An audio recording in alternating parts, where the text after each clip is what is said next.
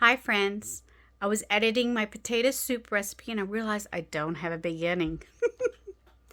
But here's my recipe for potato soup with ham and dumplings. It's really delicious. I hope you all like it. Let me know if you try it and if you like it or not. I'd appreciate it. I start by dicing up about, 6 pieces of bacon. And then I dice maybe a half of an onion, and I dice it really fine. I don't want my husband tasting the onion in it, but I would like a little bit of that flavor. But I render my bacon in with the onion, and then I add my onion soup mix. I will put a link to my recipe down below. But I put in a tablespoon and a half of the mix. You can use Lipton onion soup mix if you want, that's fine. And I brown it up in a little bit of that bacon grease. I add my diced potatoes. I have, I think, 10 to 12 little potatoes, red potatoes I peeled and diced. I stir that in and I cook it and just a little bit. And then I add water to mine. A lot of people put milk in it at this time, but I like the water so I don't have to worry about it sticking to the pot or scorching my milk. That's why I always add water first. I put some more in there. I probably got 3 cups of water in there.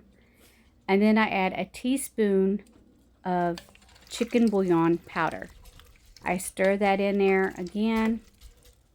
And then I'll put the lid on and I'll just sort of let it simmer, for a little while. Till the potatoes are cooked about halfway through. I realized I had that ham, so I took and I sliced up some more of that ham because I thought this would be really good in that soup. It's a little bit more protein. Who can pass up on the ham and the bacon, really? I stir that in and then I cook it some more. I just sort of simmer it. And I need some pepper, just a little bit, maybe 1/8 of a teaspoon, a pinch of pepper. I add maybe a cup of milk to this. And stir that in, and I'm just stirring it, bringing it up to a good temperature. I don't want potatoes completely covered yet. I'm slow about this, I know. But while that's simmering, I decided to make my dumplings. I start out with 1.5 cups of flour. I have gluten-free flour, a teaspoon of baking powder, and 1/4 teaspoon of salt. I do about a 1/2 cup or 3/4 to a cup of milk and 1 egg.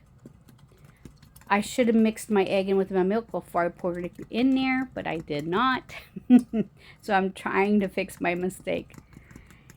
Because you don't want to whisk your flour too much. If you over whisk it, then it'll get tough, and you want a light dumpling. So I just try to gently stir it in after that. And I'll put the lid on it and let it sit for about 5 to 10 minutes.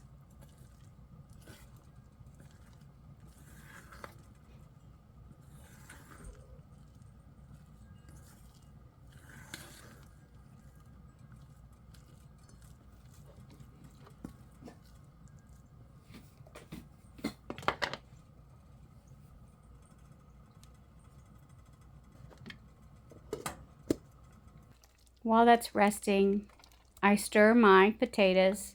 I stir them quite often. And I feel it needed more milk. So I put the milk up above the potatoes and I stirred it in. This part, I don't know why it didn't record. I don't know. But I like to mash my potatoes down a little bit. They're a little bit too chunky. But I don't want it fully mashed. I like a little bit of chunk here and there, but not all of it that way. Now I'm being just picky, huh?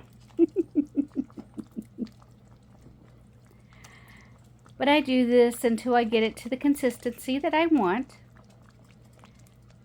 And I think it might be at this time I add a little bit more milk. Like I said, I forgot to record this part of adding more milk to it. And I bring it back up to a boil without scorching it. You'll see there's more milk in there. And then I drop my little dumplings in there, about a teaspoon and a half or a teaspoon at a time. I don't want them too big because they'll double in size. But I keep going until I get all my dough in there.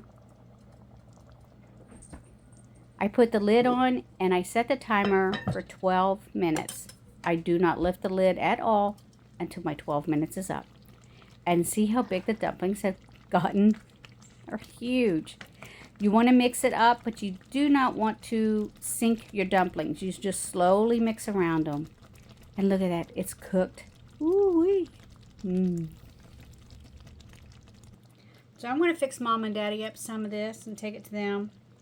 And my grandson, this is what he was wanting tonight. He was wanting potato soup.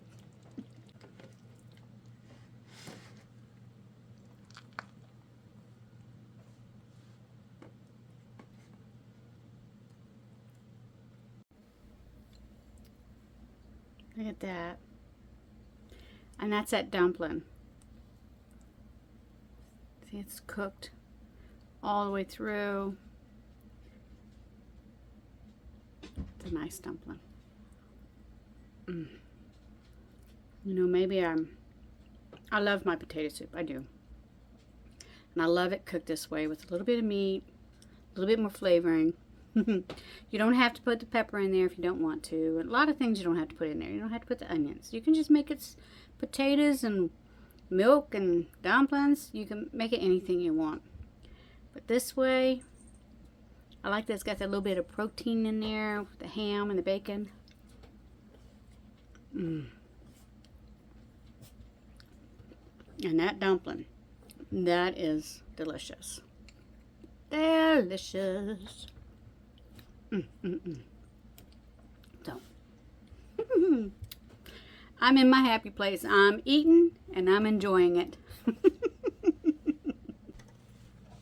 You can see the dumplings really soak up a lot of that juice of that. So I add more milk to it and I stir it to where I'm going under the dumpling. I don't want to sink my dumplings because then they would just be flat.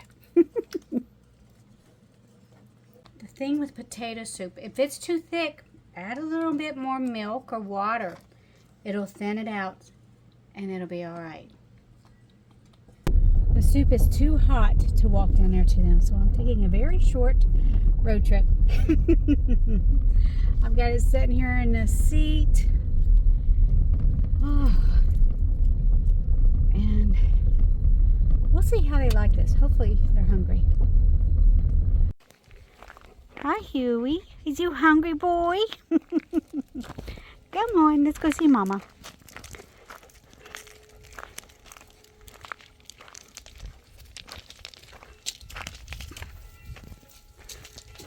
Oh my goodness.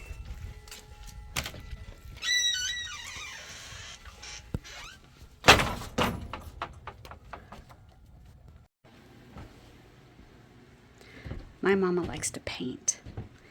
And a while back I had this huge wall and I did not know what to do with it. And I wanted her to paint me something. I mean, this thing's huge.